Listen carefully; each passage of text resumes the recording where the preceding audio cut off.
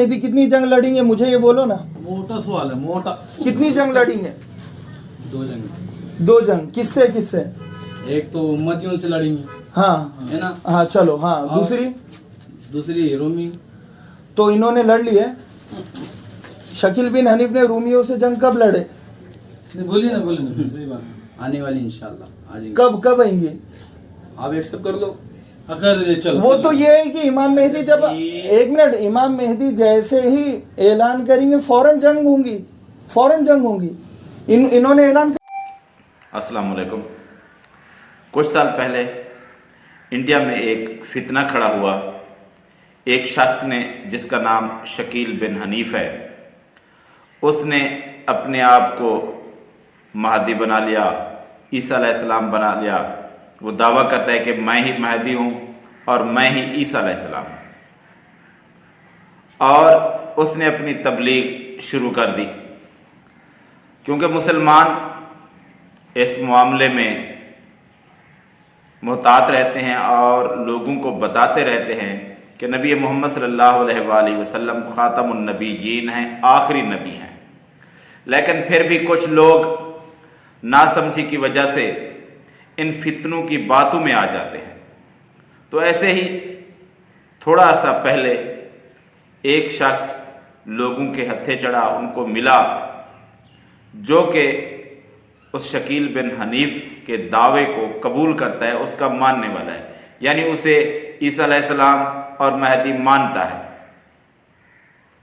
और यानी वो उसकी तबलीग से मुतासिर हो चुका है और लोगों को उसकी अच्छाइयाँ बयान करता है। शकील बिन हनीफ की उसके बारे में बातें करता है और उनको बताता है कि वो अच्छा है।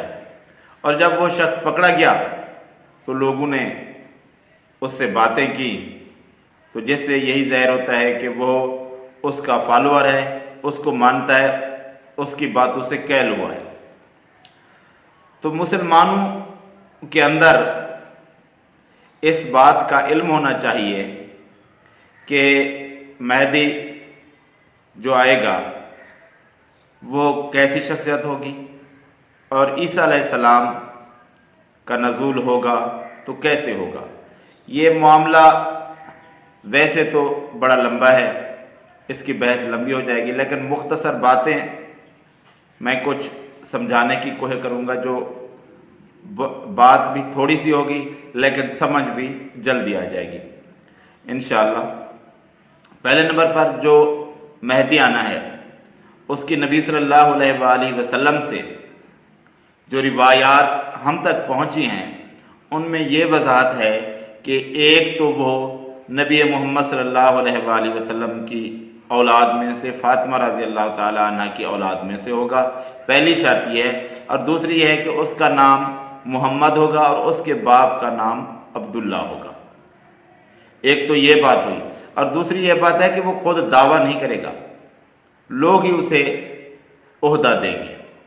तो ये बात अगर नहीं है पहली शर्त, तो इसके बगैर तो कोई हो ही नहीं सकता, ये शर्त लाजमी है। बाकी दो बातें जो जैसे होंगे वाक़यात, वो तो अलग बात है। और ईसा अलैहिस्सलाम के बारे में भी ये है कि ईसा अलैहिस्सलाम आसमानों की तरफ चले गए, अल्लाह तबारक व तआला ने उनको उठा लिया था। तो अब उनका नज़ूल होगा, ना कि वो पैदा होंगे। ईसा अलैहिस्सलाम पैदा नहीं होंगे, वो आसमानों से नीचे उतरेंगे।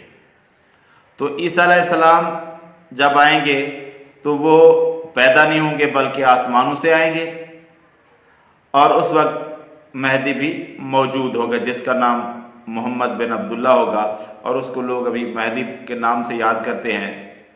तो वो भी नाम उसका मोहम्मद होगा, उसके बाप का नाम अब्दुल्ला होगा, और वो नबी सल्लल्लाहु अलैहि वसल्लम की औलाद में से होगा।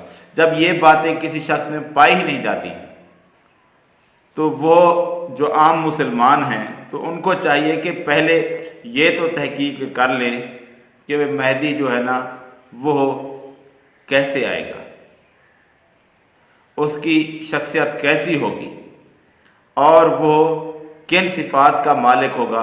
बाकी सारी बातें छोड़कर यही बात याद कर लें अगर, कि वो नबी सल्लल्लाहु अलैहि वसल्लम की औलाद में से होगा, उसका नाम मोहम्मद होगा, बेटा अब्दुल्ला का होगा, और ईसा अलैहिस्सलाम आसमान से नज़ूल करेंगे, नाजिल होंगे, वो पैदा नहीं होंगे।